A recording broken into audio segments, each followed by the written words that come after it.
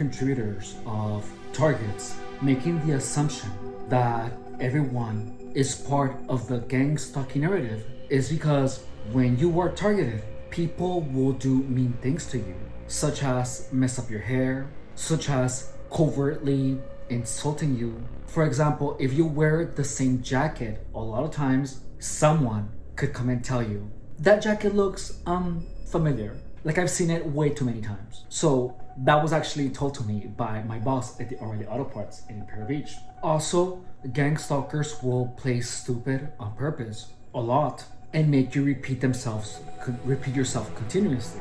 That happened to me at work where I was just helping a customer and the customer made me repeat myself 10 times, and at the end, the gang stalker would have the gang stalking grin. Gang stalkers do things to you purposely and make them appear, or they make it on purpose and tell you it's an accident. What this does is that it sensitizes you to interpret genuine mistakes that people make. And when you're connected or when you're in the gang stalking narrative, it's like another dimension, but it's not. You just perceive it like another dimension. When this happens, you start assuming that genuine mistakes of people are purposeful.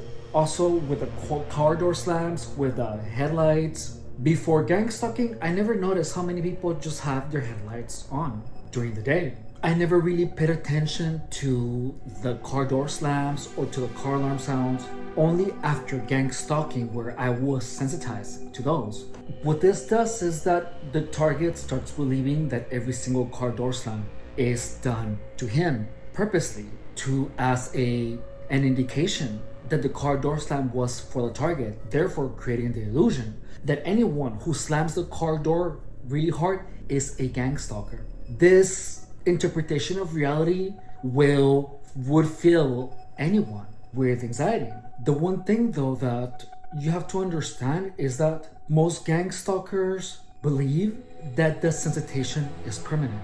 They don't know that you can undo it. And as a target, you can undo the sensitization once you decide to see the truth. For example, if you're still sensitive to the car door slams, whenever you hear one and you automatically made the assumption, when your mind automatically makes the assumption that it's a gang stalker, you have to remember the times where you were walking around and there were many car doors and they weren't made on purpose. You have to actively put yourself back in that reality. So whenever you hear a car door slam, you simply tell yourself, there's a lot of people. Gang stalkers might be a lot of people, but there's more normal people than gang stalkers. And if you do this enough, your perceptions are gonna go back to normal, where you're not gonna automatically assume that everyone that slams their car door really hard is a gang stalker. The same thing with people messing with you. The truth is that yes, you're gonna have people mess with your things. You're gonna have people do things on purpose. And my strategy for this was to not be judgmental of people that I had never seen before. For example, when I was walking on the street and I saw the gang stalking signal, first I told myself, I might be seeing things. Even if it is a gang stalker, it's not gonna help me make the assumption that that person did the gang stalking signal. And then I thought to myself, I am not getting anything from knowing that this person is a gang stalker. I did that a lot with everything, particularly with the hand signal that gang stalkers do. And what that did was that it deprogrammed me, where I was able to distinguish people actually doing the gang stalking signal purposely and people not doing it. It got to a point where I was able to look at the gang stalking signal and have it actually be meaningless. This took a lot of training. When I was in the gym and I was going to the gym in Chula Vista on 3rd, I was gang stalked by everyone. Like, there were evenings where everyone was doing the gang stalking signal. And I was actually training myself to think nothing when I saw it. After many years, the only reason that I wasn't able to think nothing of it was because I didn't know what I was facing. Once you realize that this is gonna do nothing, it's meaningless, who cares, it's just a hand wave, I retrained my mind to think meaningless whenever I saw that. I would think meaningless. It's nothing. It's just a hand wave. It's not gonna do anything. It's just a stupid bunch of clowns. Who cares? And I became completely indifferent. When this happens, that hand signal had absolutely zero effect. The thing is that if you're at your workplace, like I was, gang stalkers will get tired of doing that. They're just gonna get tired. They're just gonna get tired and they're gonna stop and then they're gonna do it again once they have the energy. Same thing with the loud bangs. You have to train yourself to not give it any importance, because the words, even though they might have meaning to you, you have to understand and realize that gang stalkers don't know the meaning behind it. They have no idea why that word or that thing or that color is actually causing a psychological disturbance. You can actually train your mind for that to have no effect. By the very end, the code words, the bangs, absolutely nothing had any effect, like nothing worked. And by not judging, even when I knew that it was a purposely done gang stalking thing, it actually helped me to see the truth. This is gonna sound weird, but when you initially see a hand signal, hear a word, you simply stop making the assumption that it was to harass you. Don't make the assumption that it was to you, especially when it's like a color or a word or an object. Turn the whole thing on them and don't identify with anyone, like with anything. For example, when gang stalkers were saying, "Oh yeah, I'll take anything," as in I would take anything, I flipped it around and just thought about about the guy saying, "Oh yeah, I'll take anything," about himself, and that made me laugh. When the first assistant of the early auto parts said high mileage, I was just like, why are you doing that? That's freaking weird. Like, I just thought of that as super out of place, but I took the identification of that, and by that I mean I didn't take it personally. Like, he just said it weird, and I took myself out of the equation. And even though he was a gang stalker, when I did that, I didn't see it as him harassing me. I saw him as being a weird ass bitch. He was just acting weird. And I stopped seeing the gang stalking as harassment. Like, I remember that when I was at the gym, when people would do this, it was just funny. I was like, oh, that's funny. And they would do like the evil face. Like, when you look at it and take yourself out of the equation, you interpret the entire gang stalking narrative differently. You start seeing them as clowns. They're just behaving weird. Like, if you accept people doing that, for what it is, that is people just waving a hand, and not take it as harassment, it becomes a joke. And it's funny, like, after, like, now that I'm beyond it, if I would have seen it as a bunch of people just doing that, like someone who got a tick, it just begins looking funny. The gang stalking signal becomes a joke. The gang stalking grin becomes a joke. If you see people being weird if you see gang stalking activity as just people acting all weird, the entire gang stalking narrative falls apart. For example, when I was at the auto parts and everyone at work had like a bunch of like receipts and water bottles, I could have just looked at it and be like, ew, what a bunch of messy people. Because that's what it was. They were just like a freaking mess. But because it meant something to me, I had to like pretend I didn't see it. But it was something that I had to work my mind out of. When I was in that process, I called it psychological gymnastics, because as soon as I understood that it was my perception that was messed with, I had to learn a way to put it back to normal.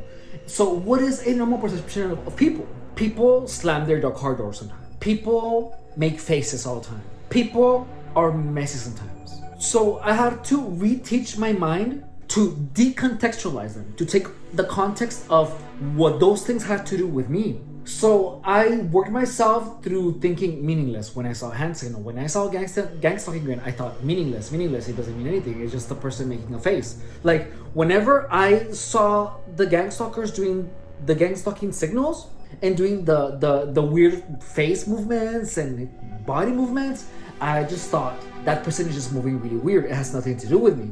And I did that for like a couple of months and I was out. boom, I was done. Like nothing that gang stalkers did ended up having any type of psychological disturbance. When I got here at home, my narrative had nothing to do with gang stalking. Nothing. It was just my mind and I.